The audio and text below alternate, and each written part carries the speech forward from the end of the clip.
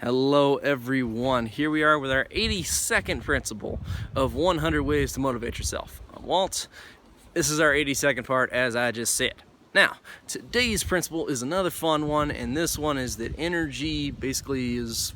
This one is about purpose, I would say, overall. We have some talks about energy to some degree, but a lot of it is just simply about increasing your purpose. I would go with just increase your purpose is the name of this principle.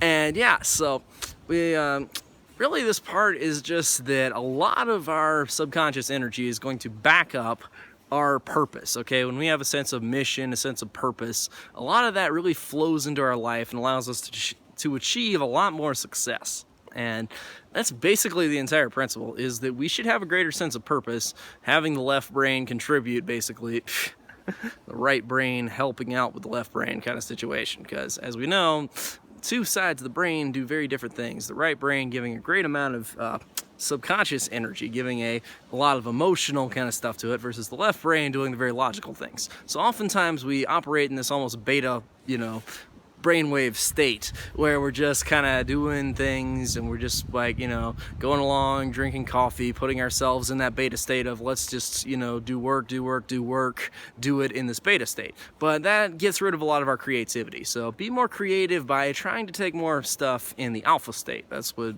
I would kind of recommend there. There are a lot of meditations that can get you there.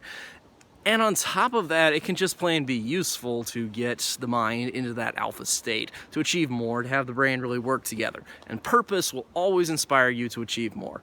Anyway, that's about it for part 82. I'm Walt. I'll see you guys next time on part 83. So stay tuned. I'll see you then.